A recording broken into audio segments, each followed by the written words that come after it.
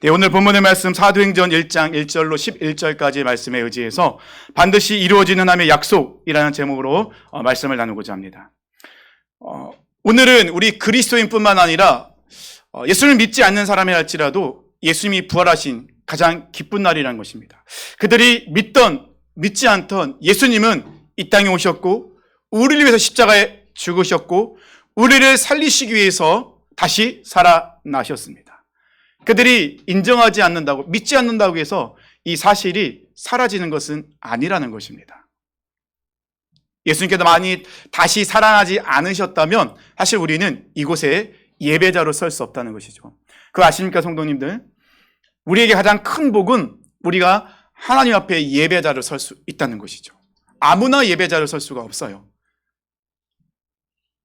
예수님을 믿는다는 거, 하나님의 천지를 창조하신다는 거, 이게 믿어진다는 것이 기적이라는 것이죠. 그것을 믿기 때문에 우리는 이곳에 예배자로 설 수 있습니다. 예수님은 우리를 위해서 이 땅에 오셨습니다. 그리고 예수님은 우리를 죄에서 구원하기 위해서 십자가에서 죽으셨습니다. 예수님은 우리를 살리시기 위해서 다시 살아나셨습니다. 예수님이 당한 그 십자가는요, 그 당시 가장 극악무도한 그런 범죄자들이 당하는 형틀이었습니다. 예수님의 십자가는 참 신비롭습니다. 죽어야지만이 살아나는 신앙의 역설이라는 것이죠. 많은 사람들은 살려고 발부덩칩니다. 근데 우리는요, 십자가에 죽어야지만이 진정한 삶을 살아갈 수 있다는 것이죠. 예수님께서 당하신 십자가의 형틀, 엘레 라마 사박다니, 나의 하나님, 나의 하나님, 어찌하여 나를 버리셨나이까? 그 죄의 형틀에 달려 죽으시는 그 순간까지 예수님은 끝까지 하나님을 나의 하나님으로 부르고 있습니다. 그리고 처절하게 부르짖으십니다. 왜요? 하나님께 버림받았기 때문에. 왜냐하면 예수님인 우리 모든 죄를 다 담당하셨기 때문에, 우리 모든 죄가 예수님께 전가되었기 때문에 예수님은 죄인으로서 십자가에 달리셨고 그렇게 하나님께 버림받아 부르짖을 수밖에 없었다는 것입니다. 그거 아십니까? 엘리 라마 사박다니, 그거는요, 우리가 십자가에서 부르짖어야 될 처절한 울부짖음입니다. 예수님이 아니셨다면 우리가 십자가에서 엘리 라마 사박다니, 하나님께 버림받아 죄인으로 형틀에서 죽어야만 했다는 것입니다. 그런데 예수님께서 대속제물이 되어주셔서 십자가에서 죽으셨기에 우리는 이렇게 예배자로 주님 앞에 설 수 있었다는 것이죠. 그래서 십자가는요, 하나님의 공의가 정확하게 이루어진 사건이며 또한 하나님의 사랑의 사건이기도 합니다. 또 예수님의 부활하심은 사망 권세를 깨뜨리시고 다시 살아나심, 즉 우리 또한 그 예수님의 그 부활을 통하여 우리도 죄인이 아닌 하나님의 자녀로서 이 세상 속에서 승리하며 나갈 수 있다는 것입니다. 이것이 바로 예수님 십자가와 부활의 의미라는 것이죠. 우리가 오늘 세례 예식을 베풀었습니다. 사실 예수님 당시에는 세례가 아니라 침례였습니다. 침례는 물에 완전히 잠기는 거죠. 물에 잠길 때는 무엇을 의미합니까? 나는 죄에 대해서 죽었습니다. 근데 물에 잠기면 끝나는 건 아니잖아요. 다시 건짐을 받습니다. 예수님께서 다시 3일 만에 부활하신 것처럼 우리도 예수님과 함께 다시 의롭게 살아났습니다. 이것이 바로 세례의 의미라는 것입니다. 근데 예수님은 십자가에서 죽음으로 끝나지 않으셨어요. 만약에 예수님 십자가의 죽음으로 끝났다면 사실 십자가는 우리에게 큰 의미가 없습니다. 왜냐하면 죄인은 죽음으로 끝나는 것이니까요. 근데 예수님은 죽음으로 끝나지 아니하시고 다시 살아나셨어요.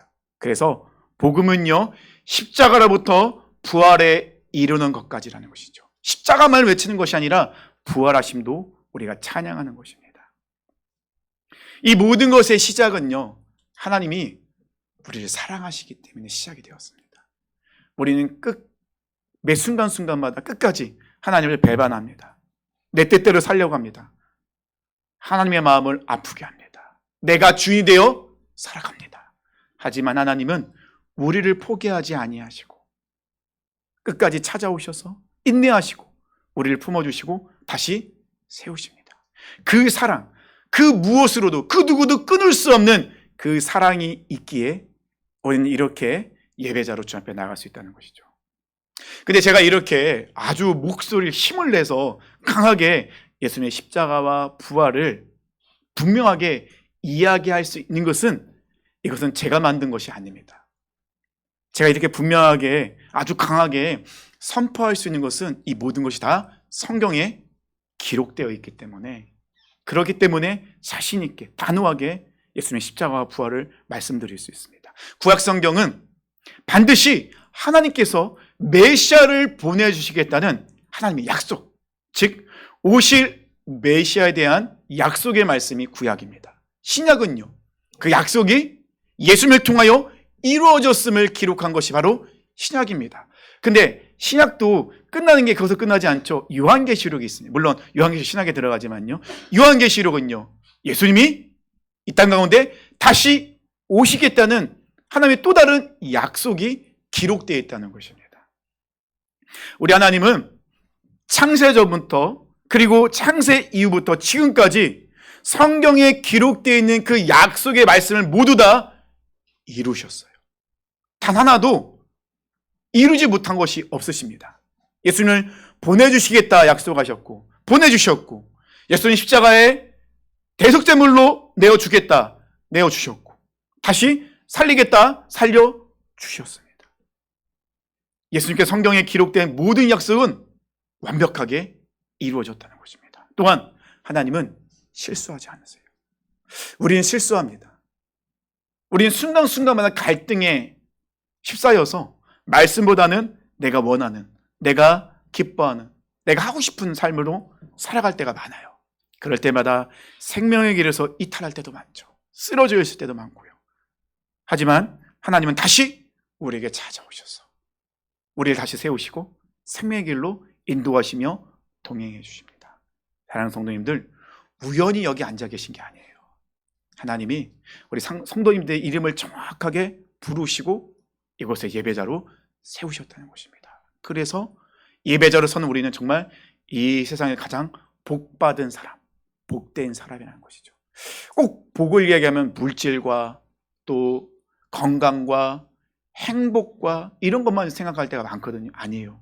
진정한 복은요, 우리가 예수님을 통하여 구원받아 하나님의 자녀가 되어서 예배자로 설 수 있는 것, 하나님을 예배하며 나갈 수 있는 것, 이것이 가장 큰 복이라는 것입니다. 오늘 본문의 말씀은요, 예수님께서 하늘로 올라가신 사건 속에서 이미 이루어진 약속과 반드시 이루어질 약속 사이에 서 있는 제자들의 모습이 기록되어 있습니다. 모든 약속, 구약에 말씀하신 모든 약속은 다 이루어 주셨습니다. 하지만 예수님께서 하늘로 올라가시기 전에 두 가지를 더 약속하십니다. 첫 번째는 무엇을 약속하면 성령을 보내주겠다. 두 번째 약속은 내가 다시 이 땅에 내려오겠다. 그래서 오늘 본문에서는 이미 이루어진 약속과 앞으로 반드시 이루어질 약속의 중간에 서 있는 제자들의 모습. 근데 그거 아십니까? 우리도 제자들처럼 하나님의 약속이 이루어진 것과 앞으로 이루어질 그 약속 사이에 우리도 똑같이 서서 하루하루를 살아가고 있다는 것입니다. 그래서 우리 말씀을 통하여 예수님께서는 우리가 그 약속의 사이에 서 있는 우리 성도들이 어떤 모습으로 살아가야 될지 세 가지를 오늘 본문을 통해서 말씀하고 있습니다. 첫 번째는요, 이미 이루어진 약속이 우리의 믿음을 세운다는 것이죠. 믿음은 들음에서 나고 들음은 그리스도의 말씀으로 말미암습니다. 하나님이 약속을 지키지 않으셨다면 사실 우리에게 믿음이 생기지 않아요. 믿을 수가 없잖아요. 아니, 하나님 약속하시고 손바닥 뒤집듯이 바꿔버리면 우리가 어떻게 믿겠습니까? 우리가 믿는다는 것은 약속한 것은 반드시 지킬 때 신뢰가 생깁니다. 우리 하나님은 약속하신 말씀은 다 이루셨어요. 예수님은 십자가를 지시기 전에 분명히 제자들에게 말씀하셨습니다. 내가 대제사장들과 종교 지도자들에게 고난을 당하고 십자가에 못 박힌다. 근데 제자들은요, 믿지 않았죠. 믿을 수가 없었죠. 근데 정말 예수님은 십자가에서 죽으셨어요. 가룟유다는 예수님을 은 30에 팔았습니다. 베드로는요, 3번이나 예수님을 부인했습니다. 예수님께서 십자가에 죽으셨을 때 그들은 모든 것이 끝이라 생각했어요.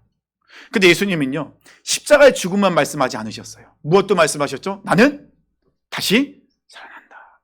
예수님은 제자들에게 분명히 약속하셨어요. 예언했습니다. 선포했습니다. 뭐라고요? 십자가의 죽음과 부활. 이 두 가지를 정확하게 말씀하셨어요. 제자들은요, 예수님의 십자가 믿지 않았어요. 그렇다면 예수님의 부활하심 믿을 수 있었을까요? 그것도 믿지 못했죠. 십자가도 믿지 못하는데 다시 살아난다고? 사람이 어떻게? 믿지를 못하는 거죠. 근데 정말 부활하신 예수님께서 제자들 앞에 서십니다. 그들과 함께 40일이라는 시간을 보내시죠. 근데 제자들과만 시간을 보내셨나요? 아니죠. 제자 아닌 다른 많은 사람들에게도 부활하신 예수님은 보여주셨습니다. 그리고 예수님은 오늘 본문에서 하늘로 올라가십니다.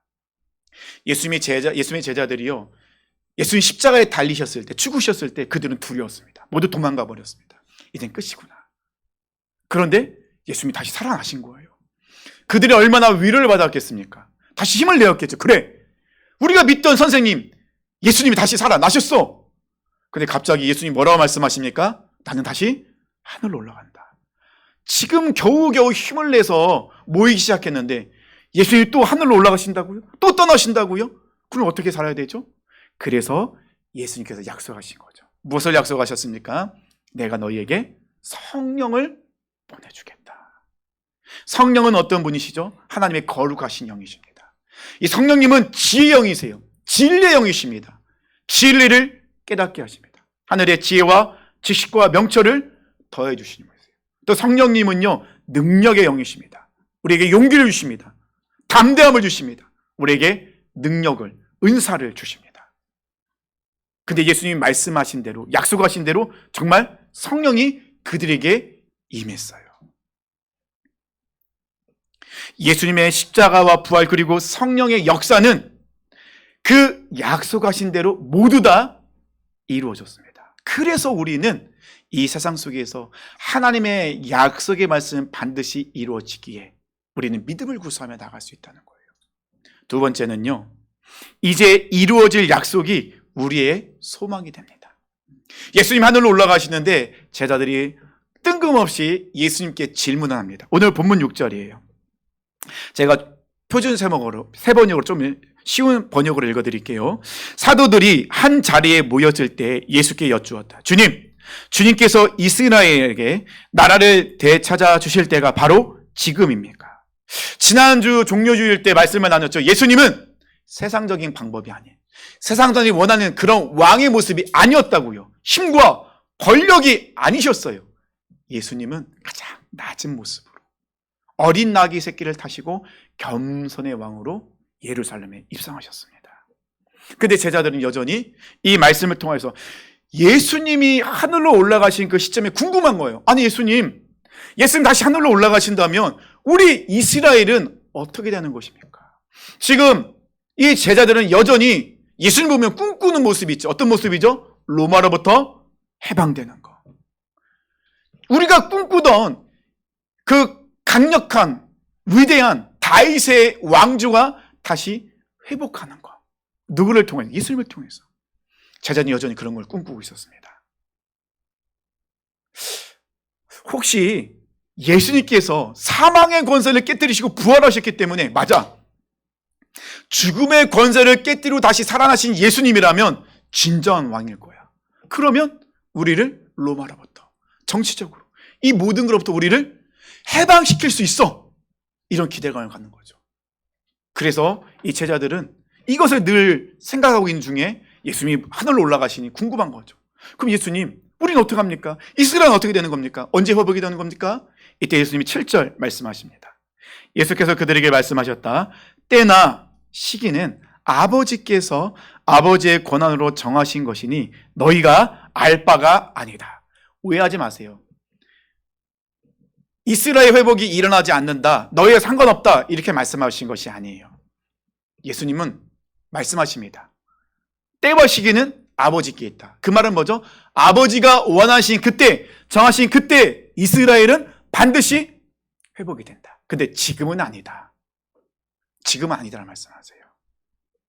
그러면 예수님께서 말씀하신 이스라엘의 회복의 때는 언제냐? 예수님이 재림하셨을 때. 그때가 바로 이스라엘뿐만 아니라 온 세계의 회복의 날이 온다는 거예요. 예수님 초림하셨을 때는 구원자로 오셨어요. 사랑의 주민입니다. 대속제물이십니다. 초림하실 때는 아무도 모르게 몇몇 사람만 알았어요. 초림하신 예수님은요, 겸손의 왕이셨어요. 나귀 새끼를 타고 예루살렘에 입성하십니다.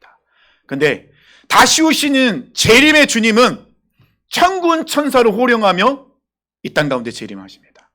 초림하신 예수님과 재림하신 예수님은 달라요. 본질적 다른 것이 아니라 모습이 다르다는 거죠. 재림하신 예수님은 만왕의 왕이십니다. 그리고 심판주이십니다.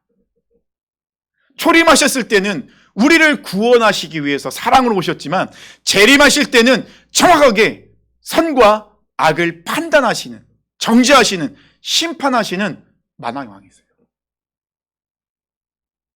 그래서 그 예수님이 이 땅 가운데 다시 오실 때 완전한 하나님 나라가 임하게 된다는 것이죠. 그때가 바로 이스라엘이 회복하는 데, 그때가 바로 우리가 온전히 회복되는 데, 영원한 왕으로 예수님께서 재림하시기에 그 약속은 반드시 이루어지기 때문에 우리는 이 세상 속 소망을 품고 살 수 있어요. 사실 우리가 이 세상 속에서 그리스도인으로 살아가는 거 어렵습니다. 억울합니다. 핍박도 당해요. 예수님 때문에. 조롱도 당합니다. 많은 걸 포기해야 돼요. 상처받지만 용서해야 돼요. 품어줘야 돼요. 억울합니다. 답답합니다. 근데 예수님이 이 땅 가운데 재림하셔서 우리에게 오셔서 하시는 말씀이 뭐죠? 잘하여도다. 착하고 충성된 종아. 우리를 칭찬하십니다. 우리의 눈물을 닦아주십니다. 우리를 위로하시고 세워주십니다. 예수님이 재림하시면 우리는 더 이상 핍박당할 일도 없고 고통을 당할 일도 없어요. 그러니 다시 오실 예수님의 그 약속, 이 재림의 약속은 우리로 하여금 이 세상 속에서 소망으로 살아갈 수 있도록 만들어준다는 것이죠. 마지막 세 번째는요, 약속을 기다린 사람은 소망을 가지고 증인의 삶을 살아가야 됩니다. 재림을 기다린 사람은요, 가정과 직장과 내 삶을 다 포기하고 다시 오실 주님만 기다려야 됩니다 라고 이야기하면 사입이죠. 신천지가 그렇게 얘기하잖아요. 14만 4천에 들기 위해서 어떻게 합니까? 가정도 버리고 부모도 버리고 남편도 아내도 자녀도 다 버리라고 합니다. 그리고 무엇만 하라고 하죠? 신천지에만 집중하래요. 14만 4천에 들어가기 위해서 이 생활 다 포기하고 돈도 다 거기에 같이 바치고 가족을 배신하라고 이야기합니다. 성경 어디에도 그렇게 나와 있지 않아요. 성경은 마지막 때를 살아가는 그 사람들의 모습은 세상 속에서 제자로 살라고 하세요. 세상에서 벗어나는 것이 아니라 세상 속으로 들어가라고 말씀하십니다. 우리는 다시 오실 주님을 기다려야 됩니다. 분명하게 다시 오십니다. 기다려야 돼요. 근데 기다릴 때는요, 가정도 버리고 자녀도 버리고 직장도 버리고 그냥 하루 종일 하늘만 바라보며 살아가는 것이 아니라 재림의 소망을 가지고 살아가는 사람들은 세상 속에서 빛과 소금이 되라 말씀하십니다. 바꿔 얘기하면, 쉽게 말씀드리면요, 삶의 자리에서 있는 그 자리에 최선을 다하래요. 가정에서, 학교에서, 직장에서, 내가 속해 있는 공동체에서 사람들에게 증인으로 살아가라 말씀하십니다. 예수님께서는 분명히 말씀하십니다. 정확한 날짜와 시간을 말씀하지 않으셨어요. 대신 무엇을 말씀해 주셨죠? 마지막 때는 이런 일이 일어날 것이다. 이런 일이 일어나면은 마지막 때가 온 것이다. 내가 올 날이 가까웠다. 그러니 너희는 어떻게 하라고요? 내 증인이 되라. 예수님은 시간과 장소를 알려주신 것이 아니라 우리에게 뭘 말씀하시죠? 마지막 때에는 예수님의 재림을 기다리는 자는 그 시간을 알기 위해서 몸부림치는 것이 아니라 어떻게 하라고요? 증인으로 살아가야 돼 라고 말씀하세요. 증인은 어떤 사람이죠? 정확히 보고 듣고 경험한 것을 말하는 사람. 우리는 하나님의 약속이 이루어짐을 믿어요. 알고 있어요. 경험했어요. 그리고 또 하나의 약속을 알고 있습니다. 무엇이죠? 예수님은 만왕왕으로 재림주로 이 땅에 오신다는 것입니다. 그렇다면 그것을 알고 있는 너희들은 어떤 삶을 살으라고요? 예수님의 증인을 살아라. 오늘 본문에 말씀하시잖아요. 8절 말씀입니다. 오직 성령이 너희에게 임하시며 너희가 권능을 받고 예루살렘과 온 유대와 사마리아와 땅끝까지 이르러 내 증인이 되리라. 예수님은 올라가시면서 언제 올 것이다 시간과 장소를 말씀하신 것이 아니라 우리가 어떻게 살아갈 것에 대해서 말씀하셨어요. 내 증인이 되라. 떼어 있으라. 삶의 자리에서 선한 영향을 행사하는 거죠. 세상 사람과 똑같이 살아가지 말라는 거예요. 술 먹고 담배 피고 거짓말하고 탐심에 빠져 있고 조롱하고 그런 세상 속에서 그런 삶이 아닌 영원한 삶이 무엇인지를 우리가 보여주래요. 살아계신 하나님이 우리에게 무엇이라 말씀하시는지를 우리를 통하여 보여주래요. 삶의 열매를 맺으라 명령하십니다. 그것이 바로 증인의 삶입니다. 사실 예수님이 다시 오시지 않는다면 우리가 이렇게까지 할 필요가 있을까요? 그 약속이 이루어지기 때문에 반드시 이루어지기 때문에 우리는 그런 삶을 살아야 됩니다. 생각해 보세요. 예수님이 재림하셨어요. 오시자마자 우리 삶의 모습을 보고 말씀하십니다. 이 악하고 게으른 종아 무엇이라 말씀하시겠습니까? 그때는 변명도 소용없어요. 협박하는 것 같은데 협박입니다. 그렇게 사시면 안 돼요. 우린 변화된 삶을 살아야 돼요. 예수님이 이 땅에 오셔서 심판주로 오셨는데 우리가 그 앞에 섰을 때 예수님 우리에게 말씀하십니다. 잘 알도다. 착하고 충성된 종아. 네가 나를 위해서 증인의 삶을 살았구나. 고생했구나. 참 많은 고통을 당했구나. 잘했어. 이제는 내가 너의 아픔과 눈물과 고통을 있어줄게. 이제 더 이상 너희는 어려움을 당하는 것이 아니라 영원히 내 나라에서 영생복락을 누리는 거야. 그 말씀의 소망이 있기에 우리는 마지막 때를 살아가면서 증인의 삶을 살겠습니다. 결단하며 나갈 수 있다는 것입니다. 사랑하는 성도님들, 예수님의 십자가와 부활 믿으시죠? 다 믿으시기에 예배자로 섰잖아요. 그렇다면 그것을 믿고 경험한 사람으로서 예수님이 이 땅 가운데 재림하실 거 믿고 계시잖아요. 그건 믿고 있는 사람으로서 마지막 때를 살아가는 그런 삶의 모습을 살아가는 사람으로서 우리는 질문을 던져야 돼요. 나는 진짜 그리스도인으로 살아가고 있는가? 나는 그리스도인가가 아니에요. 이 그리스도인 앞에 한 단어가 더 붙어야 돼요. 뭐죠? 진짜. 다른 사람과 세상 사람과 구별되어 있는 진짜요. 진짜인 척하는 게 아니라 진짜 그리스도인 살아가는 거죠. 진짜 십자가에 내가 죽었냐는 거죠. 십자가에 죽었기 때문에, 내가 죽었기 때문에 세상의 가치관, 탐심, 욕심, 내 뜻 아니라 철저하게 하나님 뜻대로 증인으로서 살아가는 진짜 그리스도인이십니까? 우리는 이 부활절을 지나면서 우리 스스로에게 질문을 던지셔야 돼요. 구원받았다고 입으로만 외치는 것이 아니라 삶의 자리에서 구원자의 받은 자의 모습이 무엇인가를 드러내는 삶. 예수님을 위해서 핍박을 당하는 것을 여기고 조롱받을 때도 기뻐할 수 있고 손해봐도 감사할 수 있는 이런 그리스도인의 모습으로 살아가야 된다는 것이죠. 예수께서 말씀하신 가장 위대한 지상명령인 제자 되고 제자 사는 삶 살고 계십니까? 부활절을 그냥 기쁘다 찬양하는 것으로 끝나는 것이 아니라 이 부활은 또 다른 예수님의 재림하심에 대한 그런 기대의 날이기도 합니다. 그렇다면 우리가 그렇게 살아갔으면 좋겠습니다. 사랑하는 성도님들, 이미 이루어진 약속을 통해 이제는 정말 마지막 남아있는 그 약속 반드시 이루어질 것이라는 확신이 우리 안에 있습니다. 이미 이루어진 약속이 우리에게 확신을 주기 때문에 반드시 이루어질 약속은 우리의 사명이 됩니다.